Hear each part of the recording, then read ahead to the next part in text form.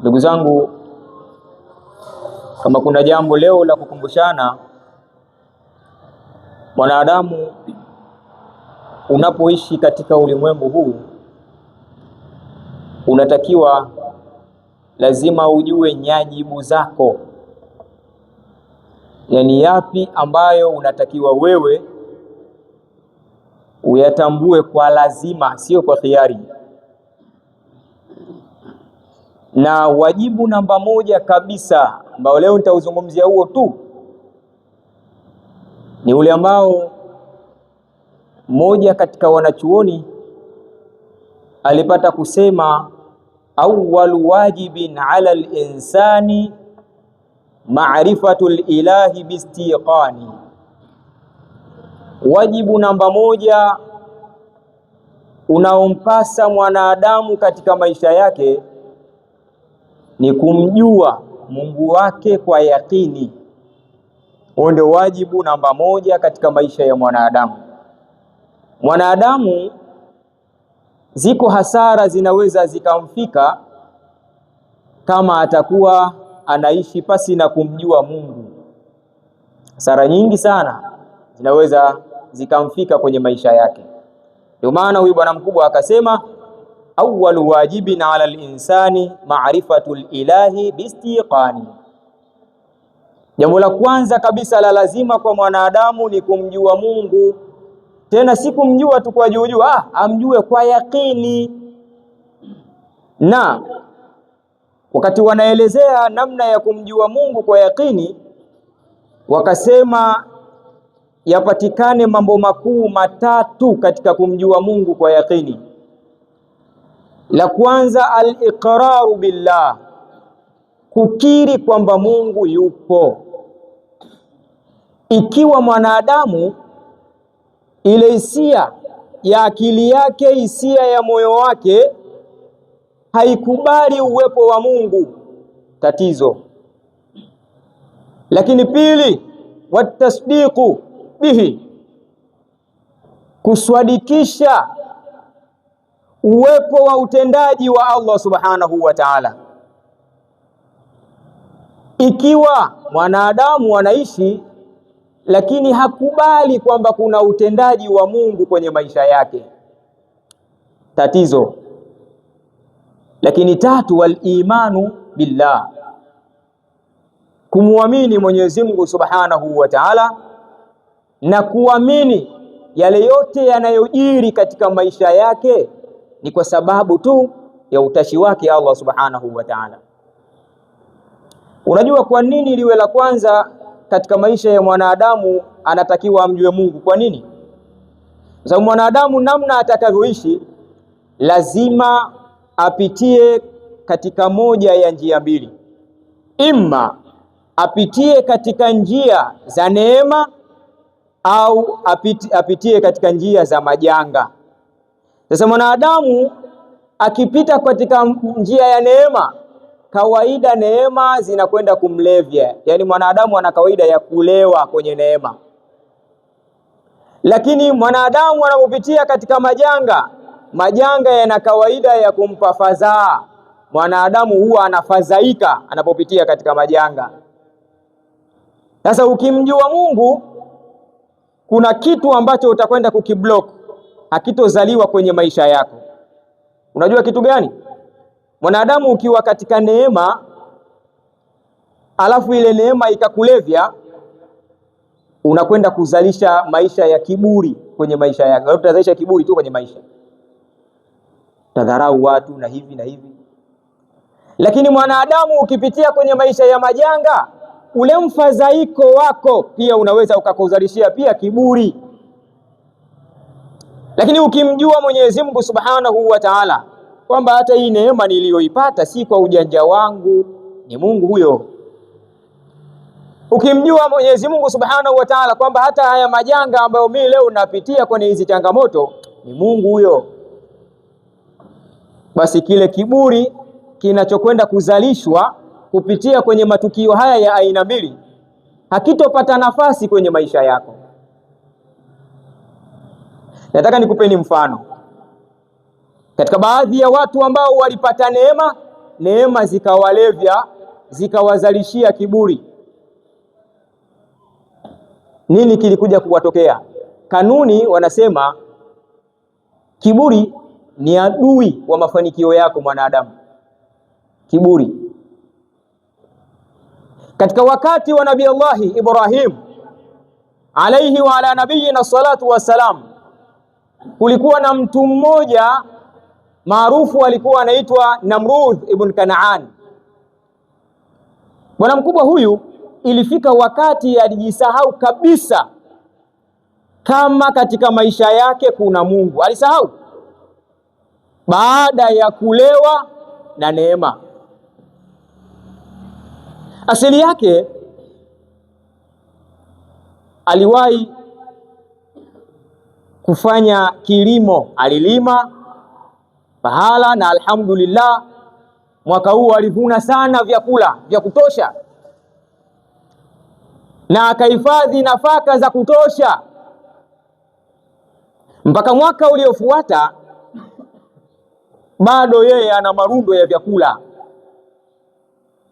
lakini ule mwaka uliofuata ni mwaka ambao ulitokea ukame mkubwa, vyanzo vya maji vilikauka, hakuna mmea unaoweza kustawi, kila kitu kilikuwa hovyo, njaa ikawa inanuka.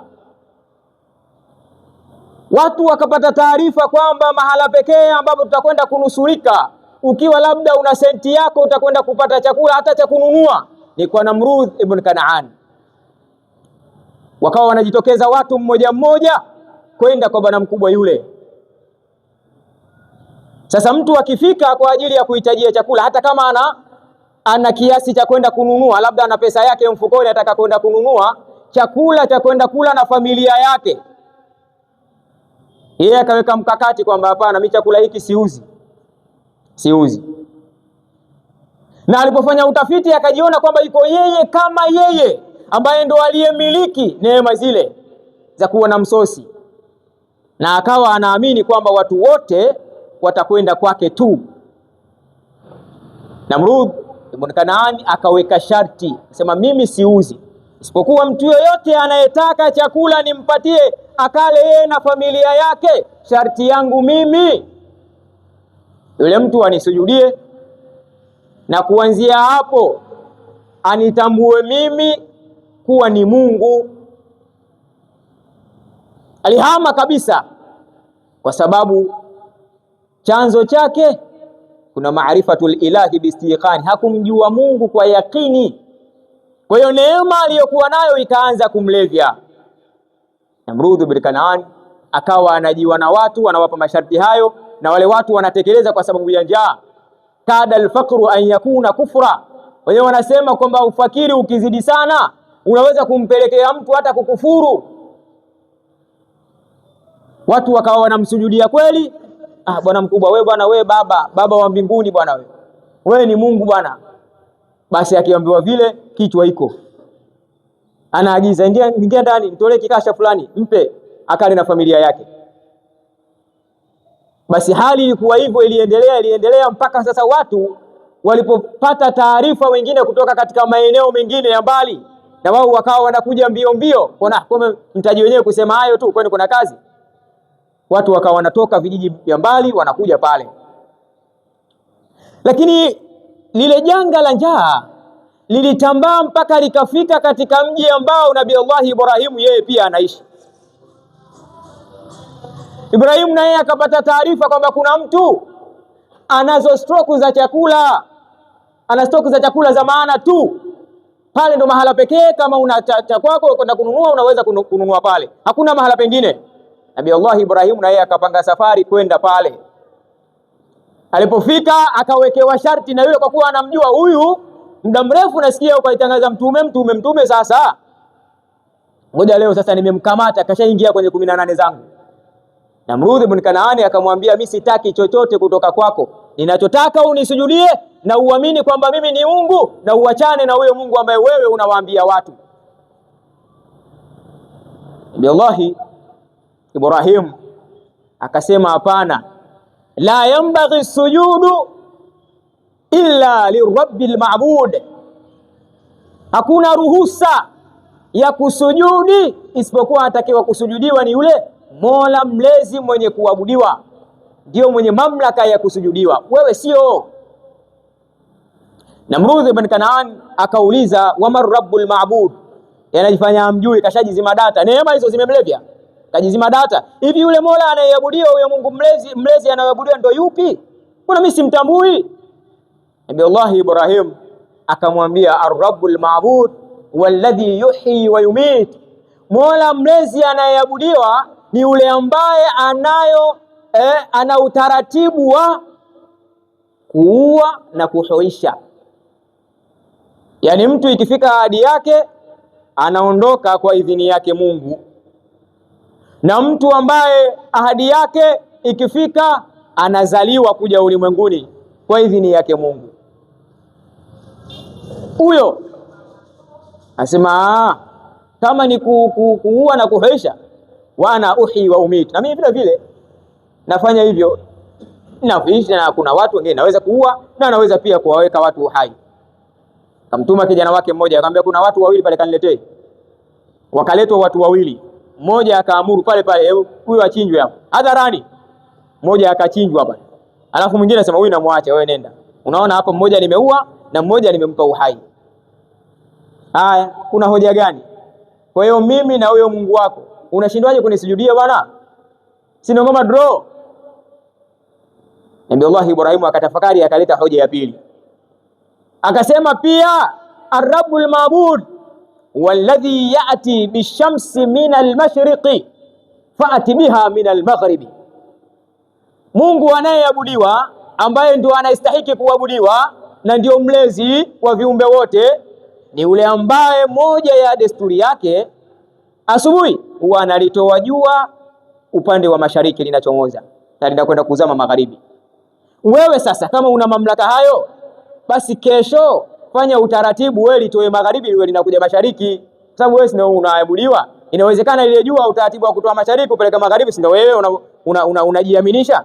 Sasa libadilishe litoke magharibi lije mashariki kesho, wewe unasemaje? Akainama akainuka, ili siwezi. Fabuhita alladhi kafara, akahemewa, kaona hili sio jambo langu. Mama yule akasema, sikiliza, mimi siwezi kushindana na wewe kwenye hoja. Kama kweli kuna huyo Mungu wako unayemwamini wewe, mimi nataka ashuke yeye, nifanye naye mdahalo yeye, iwezekana nipambane naye yeye, sio wewe. Sasa nataka huyo Mungu wako, wewe bwana mdogo sana. Neema aliyokuwa nayo ilimzalishia kiburi, ni kwa sababu tu hakumtambua Allah kwa yakini. Awwalu wajibin ala al-insani maarifatul ilahi bistiqani, jambo la kwanza la lazima kwa mwanadamu ni kumjua Mungu kwa yakini kabisa. Mwamba yule sasa akahitaji akutane naye Mungu live, ili ikiwezekana kama kuna mazingira ya kusukumana naye asukumane naye, ikiwezekana kama kupambana naye wapambane kati ya yeye na huyo Mungu wa Ibrahim. Basi Nabii Allah Ibrahim hakuwa na hoja. Mara kashuka wahi, anaambiwa Ibrahim, achana naye, mimi nitatuma tu katika yale majeshi, nitatuma angalau mwanajeshi wangu mmoja, basi ili huyo atakuja kumuonyesha uwezo wa huyo Mungu ambaye wewe unamlingania.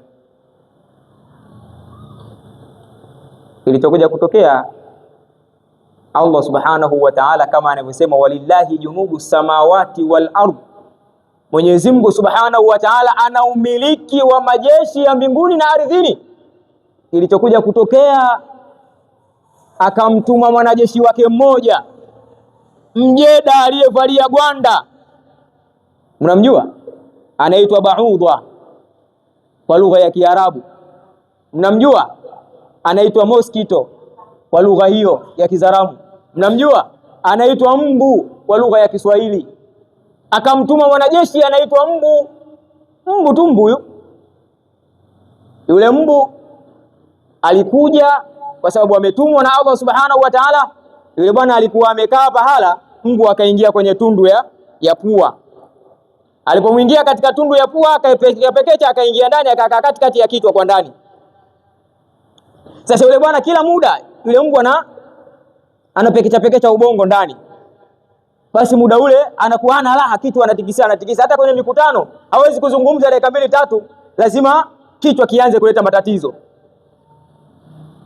Anamuita kijana wake mmoja, ilikuwa dawa yake. Sasa dawa yake mpaka apigwe na kiatu.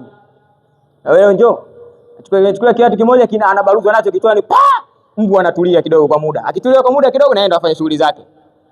Anakaa, baada ya muda mbwa anaanza kupekecha tena, anapekecha. Yule bwana hana raha, kichwa kinamsumbua. Anamuita kijana, bwana kama kawaida, njoo. Anambaruza kiatu kichwani, mbwa anatulia. Basi ikawa desturi yake hiyo. Aliishi katika maisha magumu sana kuanzia wakati huo, takriban kwa muda wa miaka 40 yupo katika hali hiyo. Akaona hii fedheha, hakuna kikao ambacho nitakaa kwa raha, hakuna usingizi ambao nitalala kwa raha, hakuna kitu chochote ambacho nitaendesha kwa raha, isipokuwa mimi nasumbuliwa na mdudu kichwani, simjui ni mdudu gani. Waganga na waganguzi wameshindwa kujua tatizo ni nini. Lakini hali ikimpata, njoo bwana mdogo na kiatu, anambaruza nacho kichwani, ndio kidogo napata unafuu, angalau kulala angalau dakika 2-3. Baada ya muda mbwa anasumbua tena. Namrudh ibn Kanaani alidumu na maradhi yale kwa muda wa miaka 40. Baada ya hapo hali ilipokuwa inazidi, kwa sababu yule mbu kila anapoendelea kufyonza damu na vile vikorokoro vya ndani ya kichwa, yule mbu naye ananenepa mule ndani. Akawa ananenepa kwa sababu misosi ya maana anaipata kwa wakati, yuko mule. Namrudh ibn Kanaani siku hiyo hali ikawa si nzuri. Yule akawa muda wote anapekecha, kila akifanya hivi yani hana raha. Ikawa siku hiyo sasa hali haitulii. Wale wapiga viatu, wale watu ambao wameajiriwa kwa ajili ya kumpiga yeye na kiatu kichwani kwake, kila wakimpiga mbwa atulii, Kama sasa jamaa, sikilizeni. Kama kuna mtu hapa ambaye atakuwa na uwezo kidogo, angalau achukue hata rungu la maana aje apasue kichwa chenyewe kinione, kama kuna tatizo litoke. Wandawazimu wako wengi tu, ambaye unasemea mbali, haina shida. Akatokea bwana mmoja akachukua rungu akambangua nalo kichwani ili atoe ile kile kinachomsumbua kichwani. Alipompasua kichwani, yule mbwa akatoka, akashanenepa mkubwa, mfano kama ndege kisozi yule. Mbu huyo anaruka, yule bwana anaanguka chini, qalu inna lillahi wa inna ilaihi rajiun, amefariki pale. Mungu huyo. Sasa kilichomsababisha mpaka afikie huko ni nini? Ni neema aliyoipata ikamlevya, na akasahau kama kuna Mungu ndio aliyemfanya apate kile. Ndio maana tunakumbushana, wajibu wa kwanza wa mwanadamu ni kumjua Mungu wake kwa yakini, ili atakapopata neema isimlevye, akipata majanga yasimfadhaishe, kiasi ambacho hivyo vitu vikamzalishia kiburi ambacho ni adui katika maisha yake. Tumuombe sana Mwenyezi Mungu Subhanahu wa Ta'ala atujalie na atuwezeshe kuweza kujua namna gani tunatakiwa tuishi katika ulimwengu huu, kwa kutanguliza kumtambua Allah Subhanahu wa Ta'ala kwenye maisha yetu. Ulichokipata si kwa ujanja tu ulionao, si kwa sababu tu umesoma sana, si kwa sababu tu ni una akili nyingi, ni kwa sababu Mungu ametaka upate. Basi hivyo Mungu pia anakuhitajia kuna baadhi ya mambo ya kuweza kutumia hiko ulichokipata kwenye yale ambayo Mungu yanamridhia. Lakini pia si hivyo tu, hata katika kile ambacho umekikosa, basi kuwa na subira, fuata njia sahihi, utapata iko ambacho huna kwa wakati ambao Mungu kakupangia. Akiona kina kheri na wewe utakipata. Haina haja ya kufosi ukapita njia ambayo si sahihi, ukaanza kufanya kiburi cha hali ya juu. Matokeo yake unakwenda kuathirika, unachokipata ukakikosa na ukaharibikiwa. Kwa hiyo kwenye maisha, ukitaka uende kwa njia na utaratibu ambao Allah Subhanahu wa Ta'ala anautaka na utakuwa una mafanikio kwenye maisha yako, cha kwanza umjue Mungu kwa yakini kabisa, ukiri uwepo wake, uswadikishe na ukubali namna ya utendaji wake, lakini pia uamini kila utakachokipata, utakachokimiliki na ulichokikosa ni kwa mpango wake Mwenyezi Mungu Subhanahu wa Ta'ala. Kwa hiyo lazima uishi kwa kuchunga mipaka yake, ndio utafanikiwa. Ukipitiliza hapo, maana yake ni kwamba utakwenda kuzalisha uadui mkubwa baina yako na yeye aliyekuumba ambaye ni Allah Subhanahu wa Ta'ala. Na ukumbuke kuwa walillahi junudu samawati wal ardi, Mungu ana majeshi mengi. Mungu anaweza akasambaratisha ulichokipata kwa majeshi anayoyataka yeye. Kuna wakati unaweza ukahamishiwa hivyo ulivyovimiliki, inawezekana ukaona hata moto ulikotokea ukasambaratisha vitu vyako, au inawezekana upepo hata ulikotokea ukaharibu miundombinu yako, au majeshi yote ni Allah Subhanahu wa Ta'ala, anajua yeye. Kwa hivyo tumuombe Allah atufanyie wepesi, atuwezeshe, atujalie tubaki katika nafasi yetu namba moja ya uwajibu wetu wa kujua kwamba tuna Mungu, tena kwa yakini kabisa, sio kwa kuzugazuga. Yani uwe na yakini kabisa yuko Mungu ndo anaendesha mambo yetu yote, na hii itatusaidia hata yule ambaye Mwenyezi Mungu amejalia kupata mamlaka fulani, atajua huyo kapewa mamlaka, kapewa na Mungu. Kwani wangapi ambao wana akili, wana uelewa, wana uwezo ima kama yeye au kumzidi yeye? Kwa nini asipewe huyo akapewa huyu? Ni Mungu huyo. Lakini pia utanusurika na vitu vingi sana leo hii kwa sababu ya kutomjua Mungu na kukiri matekelezo ya Mungu. Basi unaweza ukaona kwamba kila kitu kikija hapo kuna upendeleo tu wa binafsi na nini na nini. Matokeo yake mtu anaweza kuingia katika majanga ambayo kujinasua itakuwa ngumu.